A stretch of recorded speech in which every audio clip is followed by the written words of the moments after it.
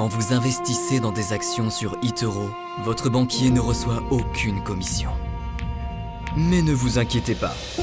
Après un week-end de ski à Chamonix, un smoothie à la noix de coco et un massage à 4 mains, il finira par s'en remettre.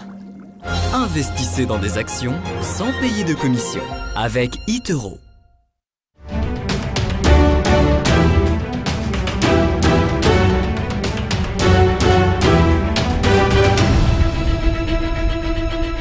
Et alors, troisième market mover ce matin, il s'agit tout simplement de l'indice argent. Oui, alors une matière première pour changer un peu. Alors déjà, pour une vraie raison, ça fait 2-3 semaines que les métaux précieux se reprennent bien.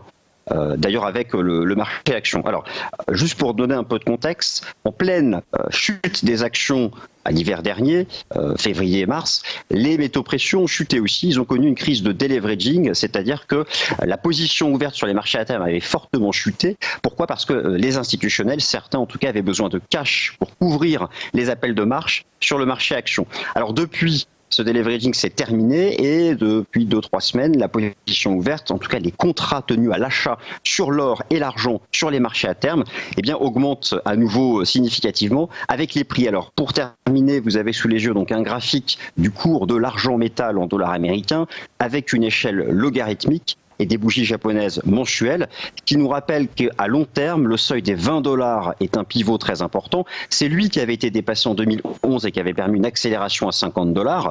Alors c'est peut-être un peu le scénario parfait, mais là on se reprend une structure de V-bottom. Moi, mon scénario, c'est que ce marché ira chercher lors des prochaines semaines $18,90, puis $20. Et là, ce sera vraiment le seuil à mettre sous très haute surveillance. S'il est franchi, eh bien on s'envolera. Mais là aussi, première étape, rejoindre $20.